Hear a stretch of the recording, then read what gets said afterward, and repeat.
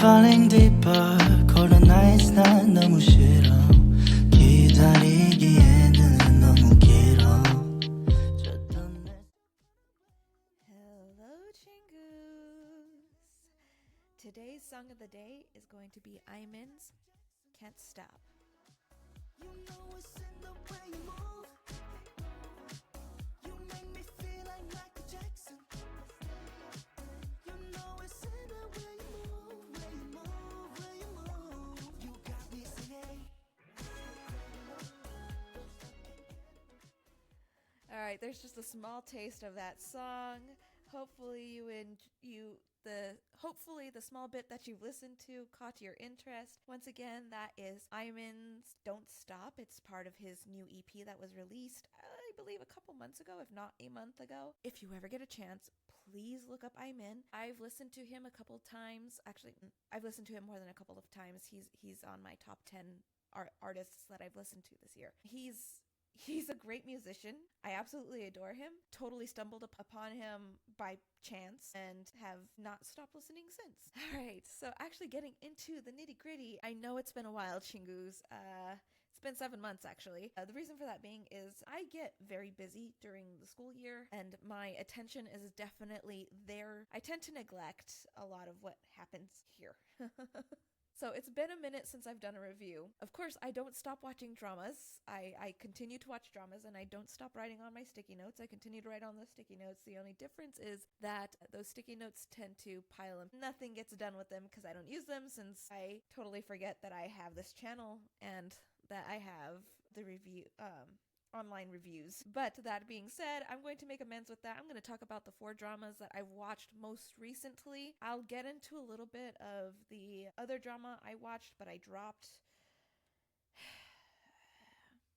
I don't know if I want to talk about that because even just trying to talk about it makes me angry. So today I decided to make myself a cup of coffee and have a nice little cozy time with you, because it is a foggy day on this December afternoon. Despite the fact that it is in the 50s, I'm still feeling a little Christmassy, hence my little choker here. I did dress up a little festive earlier today. I also have made myself some bizcochitos, which are native to New Mexico.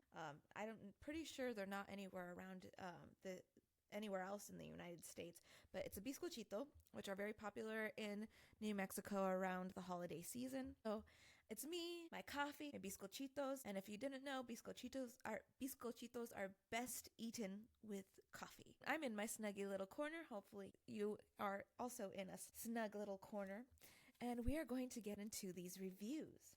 So the first review I'm going to talk about is a drama called My Youth. I was kind of browsing around Viki, looking for something to watch. I had just finished another drama that was an older drama. I'm not going to do a review on that one, but I enjoyed it. After the drama was over, I was in a bit of a drama slump, and this caught my eye because it had Song Joong Ki in it, and Song Joong Ki is always somebody that, in my opinion, always delivers a good performance. So whenever he has a drama, I do tend to pick it up just to kind of see what he's doing, because I do like him as an actor. You can say what you want about him. If you hate him, good for you. If you like him, I do too. So I tried this out. The first part on my sticky notes I have right here is that My Youth is at a 90% for storytelling. And if you're new to this podcast or new to my reviews in general, I usually rate on 2 categories. The first category is storytelling, and that usually comes in a percentage. I consider not just the acting, but the music and the writing. Directing usually counts for about 3 points over total, and the editing being 2. So again, those are going to be as a percentage out of 5. For me, My Youth was actually at a 90% as storytelling, because the acting in this is great. I love the acting, and the writing is, honestly, you can tell when a writer is a mature writer and they're not writing for the sake of plot twists and the sake of having the next big hit.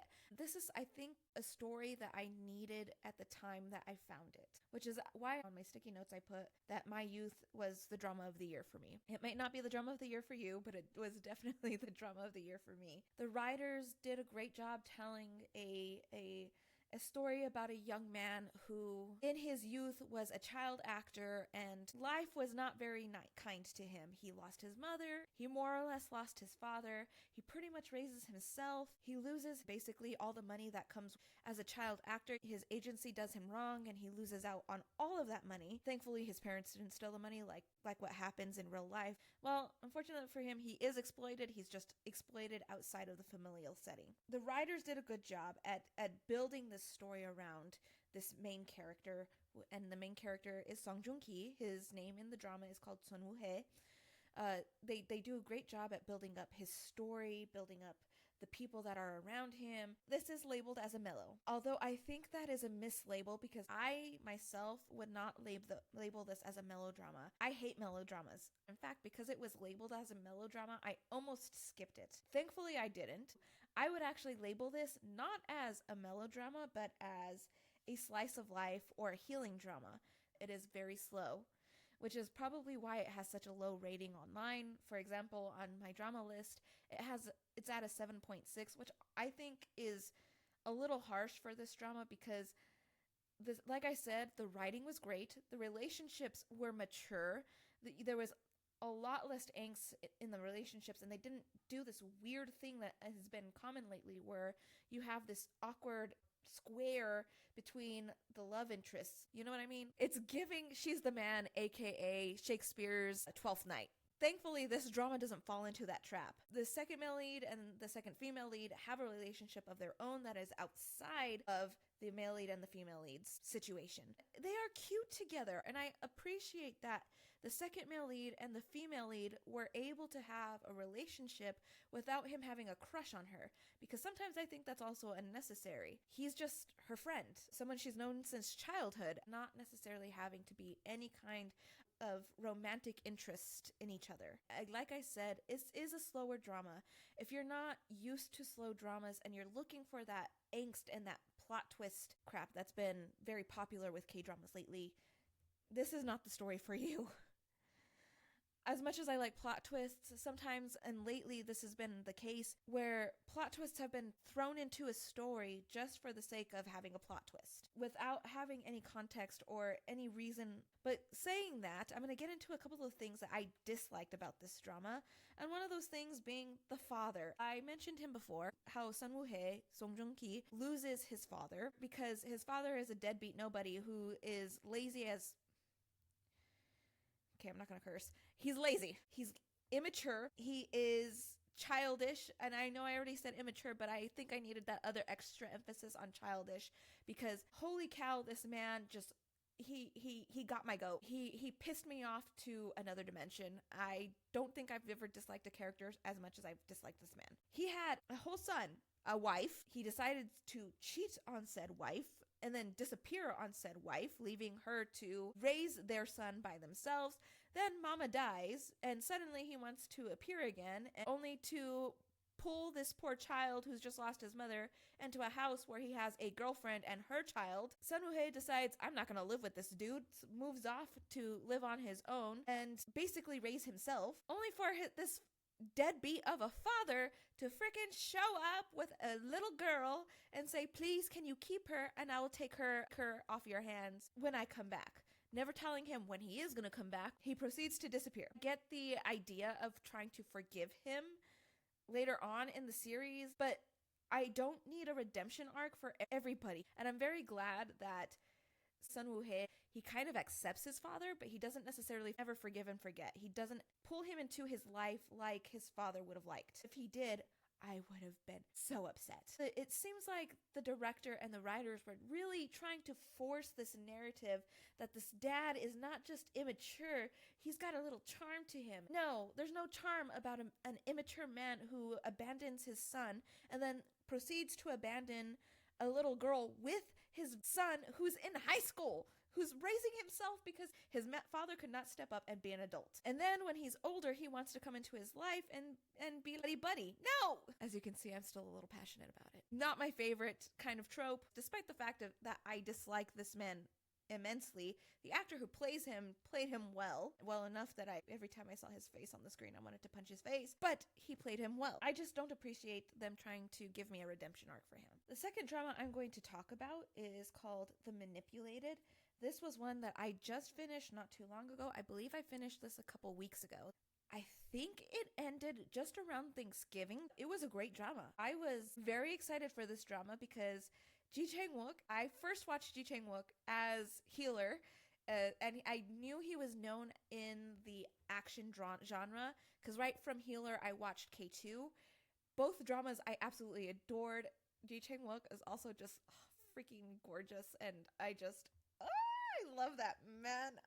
And the looks that he gives, such eye sex. Anyway, aside from the point, I was very excited to see him return to the action genre. I know this isn't his first return. He did a movie that was basically his return to action. But I'm glad I was able to watch it as a drama because we don't get movies out here in the United States. Well, at least not immediately. We have to wait like a whole year for them. If you know of a place to watch new movies, please let me know because there are a couple of films that I would love to watch that I don't have access to on Viki or on Kokoa, aside from the point. For me, Ji Chang-wook was action. I loved his action dramas, and I understand his reason to step away. He was getting injured too much because he does his own stunts. Well, I don't think he does all of them. I think he does most of them. And it does often result in a lot of injury.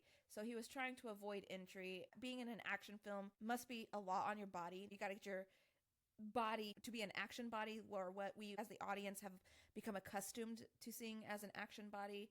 So you've got to exercise it and you've got to diet, and I understand totally. It's probably a pain in the butt to be an action actor, but I just love this man and his acting, and I just love his face, and I love his eyes, and I just love everything about him, and I'm very, very happy that he came back and did The Manipulated. Gangnam B-side was a little hard for me to watch, and I didn't finish it because I don't do blood and gore very well. I've got to go back and rewatch it. I know it's fake. It was hard for me to watch, so I stopped after the first episode. So The Manipulated was much more palatable for me to start and continue. For the storytelling on The Manipulated, I gave it an 80%, and I'll give you the reason for this afterward. But I gave it an 80%, and the direction a 2 out of 5. And a great part of this is due to the fact that this is not a problem with just The Manipulated. This is a problem that I've seen consistently with a lot of action dramas and films from Korea. A lot of the time with these action dramas and films, your main character gets beat after beat, and in film, fine, it's just 2 hours. It's more palatable because it's a short amount of time. But 16 episodes, and each episode about an hour and a half, it gets to be too much when the main character just constantly gets beat down, and sometimes multiply in episodes. It happened in Good Boy, and it definitely happened in The Manipulated. It happens even Typhoon Family, which I'll get into Typhoon Family in just a moment. I'm tired of seeing this main character struggle for so long. Is there no other story that you can tell from this story aside from him being beat by life every single turn? He just gets beat down from life, and it makes the fight at the end much less significant, at least for me. Ji Chang-wook would get into fights and constantly be beaten. The man was beaten to a pulp several times in several episodes. I think the most I ever rolled my eyes at in this drama was when he was in the playground with the race, and he legit gets whacked by the freaking car, and then he's beat by almost everybody trying to kill him, and yet the man still doesn't die. He was whacked with metal. He's supposed to be human. He's not Captain America. He's not been genetically modified to be able to take this. He's definitely not Superman. He's not superhuman. He's human. I mean, not even Batman jumps back from this kind of stuff, and he's supposed to be a human-like character. I mean, same thing with Iron Man. Not even Iron Man is whacked this much. He almost passes out several times because because of the injuries that are inflicted on him from his fights. It doesn't make sense to see the violence that happens, like getting beat by metal only to be whacked by a car, for you to get up, continue fighting, and continue to drive, and then to crash your bike into the ocean. I could have done without the fight. If the director had him being chased throughout that episode, where he cleverly makes these booby traps for the people that are chasing him, or he, just about squeaks by, I think I would have liked that way more than what I saw. It just doesn't make sense for the main character to be beat that much only to keep going. It just doesn't make sense to me. I know suspension of belief is a thing, and that's my point though. This is so far suspension of belief. So I just kind of wish that directors and writers would make their writing more balanced. And when it comes to action and storytelling, level it out. It's 16 episodes. Yes, I know that The Manipulated was only 12 episodes, but it was still hard to watch 12 episodes for an hour and a half each. The other problem I had with this is the prison scenes lasted way too long. The prison storytelling lasted for more than half the series. Could have done without a lot of that prison scene. If the director or the writers would have been able to shorten that and lengthen the time that he's outside of the prison and trying to get his revenge, I think I would have enjoyed that much more. But that being said, the actors are great, although the female lead kind of pisses me off from time to time. She grows on me. She comes off a bit gruff in the first couple of episodes that she's shown. The other problem I had was Dio, the singer from EXO. I know he's been on a few dramas and he's not exactly the best actor. He did much better in this drama than I've ever seen him do before. Him and Park Min-young are not the greatest actors, but they both played a psycho this year and both played their psychos very well. So Park Min-young, you got a thumbs up from me. Congratulations. You did good, girl. And Dio, however you pronounce your name, you also did well, but it was not perfect. You come off a little creepy, which is necessary for the role, and I enjoyed that, but I could have done without the maniacal laugh. Let's move away from the maniacal laugh. It's cartoonish. I don't want to see it.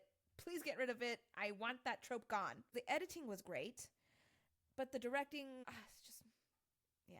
Anyway, moving on to the next drama that we're going to talk about, Typhoon Family. I love the music. Literally, the first episode, I paused at least 3 times in the first 15 minutes of the first episode.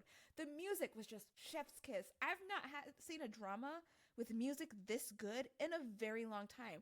I looked up onto Google some of the songs that came out in the first episode, like the Strangers with Flowers on a Crowded Train. That song, I was literally typing it into Google trying to find the freaking song. I could never find it. Only go to figure out that they had yet to release it, and they still didn't release it until the actual album was released, which was annoying because that song was amazing, but that wasn't the only song. There's another song where the main character, Kang Tae-pung, played by Lee Juno, he's walking out of the subway after his fight with his dad in the first episode. That slow, jazzy piano song that plays, again, perfection. Those first opening notes, I was like, pause!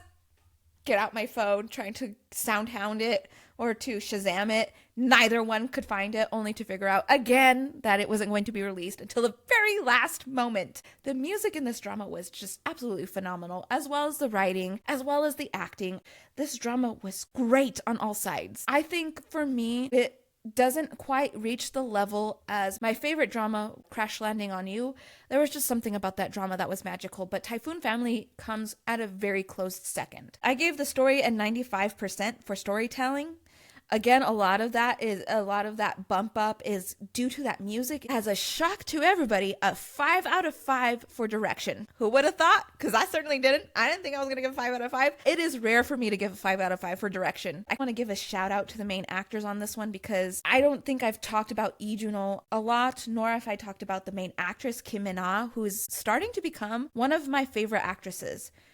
Like, she's creeping up on Park Bo-young there. Park Bo-young is my favorite actress, right? Has been for a while. I think when I first watched Park Bo-young was Oh My Ghost. Long time ago. Oh my gosh. Like 2016. It might have been 2016. The other actress that plays opposite of her in that drama also was one of my favorite, but she's kind of disappeared and I don't know where the heck she's gone.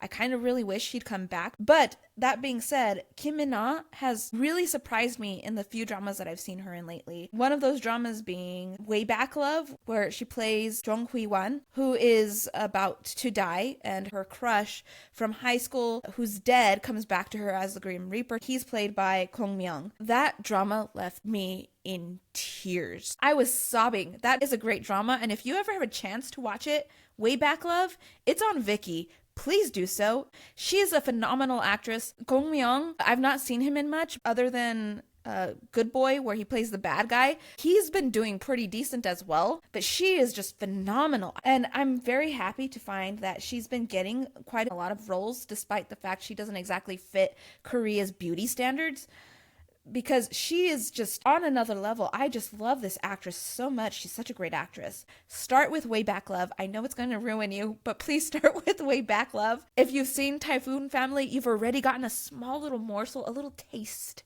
of what she can do. Her skinship with Lee Juno is just perfect. The way they play their relationship out is very natural. I felt it, especially when like the first time that they kissed. Oh, I was kicking on the couch. I was like, ah!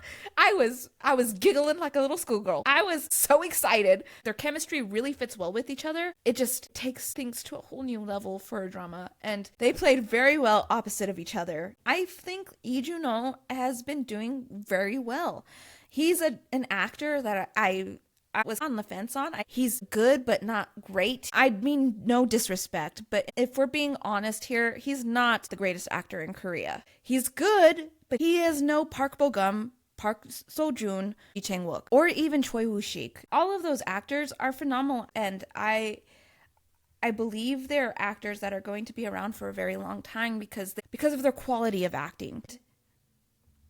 And Lee Juno is a great actor, but he's definitely not on their level. That aside, though, he did very well in this drama. I was totally sold on his performance and his character. I had the same problem with this drama as I did with Good Boy and The Manipulated. The main character hits so many roadblocks in this story, and it's literally roadblock after roadblock. And honestly, I understand you're trying to get people interested in the story, but at the same time, it gets to too much. I need a balance.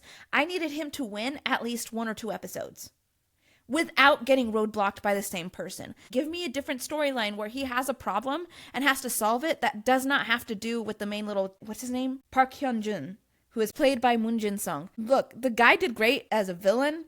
I understand his reasoning as a villain because he had been compared to Taepung for since his childhood, basically always playing second fiddle, even with his parents was playing second fiddle to Taepung. But honestly, every episode, same roadblock, same person. Could you not give me a different storyline? Thailand was nice and fresh. I enjoyed Thailand quite a bit because it didn't have to do with, dang it, what's his name again?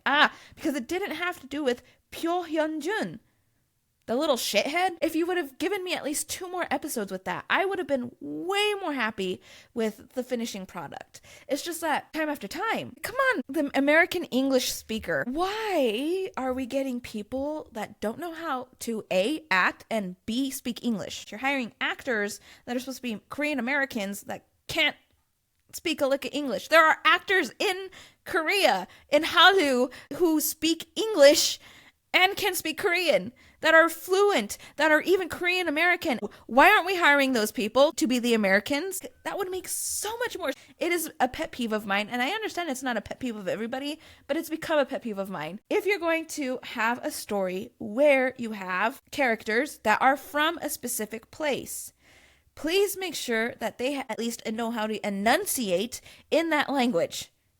Please and thank you. Genie, Make-A-Wish. I had such high hopes for this drama. Such high hopes. And then they went and hired one of my least favorite actresses in all the world. That includes all of America, all of England, all of France. I know there's some bad actresses here in America. Let's be honest, Hallmark Christmas movies ain't the best quality of acting, but they're still better than this girl, Bae Suzy. Why is she still getting hired as the main lead? I get it. She's pretty, but she can't act. And she made this drama so hard to watch. In fact, I literally fell asleep halfway through the first episode. And then I tried to rewatch it, could not do it. I dropped it after episode 1. I usually have a rule. If I dislike a drama, I have to give it at least 3 episodes before I drop. I couldn't do it with this one. She was bothering me way too much, which is a shame because I love No Sang-hyun, also known as Stephen No, who played the main villain, the bad Genie. I am such a big fan of his. I've been a big fan of his since his breakout role in Pachinko. He is a phenomenal actor, and I really like that he's getting a lot of interest now. But I couldn't even get to his scenes because she was so doggone bad. I'm sorry if you're a fan of Bae Suzy, but she's not a great actress. If you want to know an example of why I cannot get behind this woman as an actress, here's the best example I can give.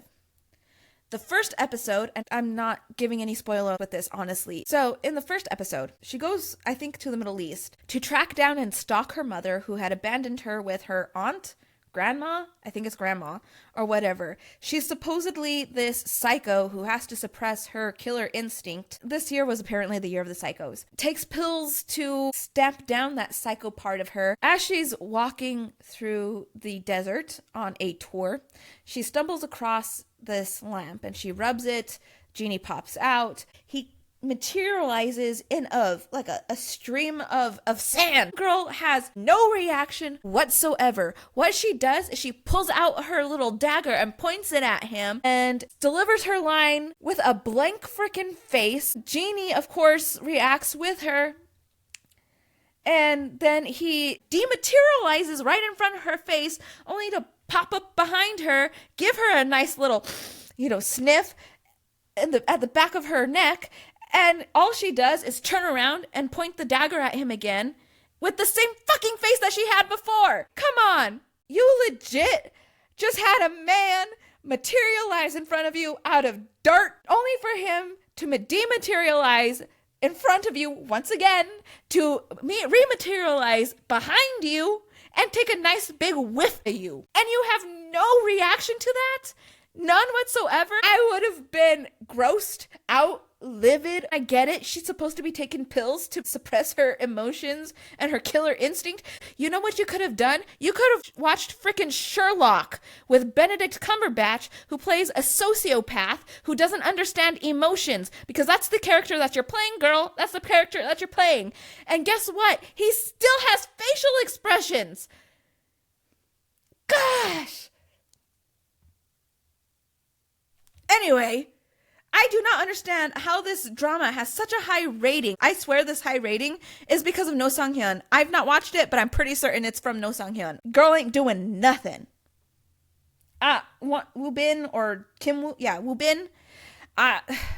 He wasn't doing so hot either, but he was doing better than her. That I at least watched his scenes without going, ugh. Okay, that was the end of my rant. I think this drama had so much potential. They should have hired someone else. That's the plain simplicity of it. Anyway, that being said, I am going to take another sip of my coffee, and that is going to be the end for this episode. Thank you for joining me today, Chingu.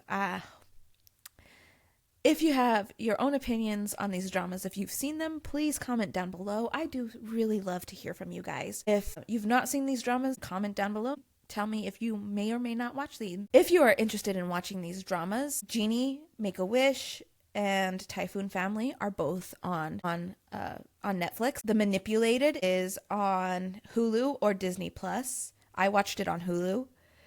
Then the last one, My Youth, is on Viki, is where I believe I watched it. That being said, thank you for joining me today, and I will see you next time, Chingus.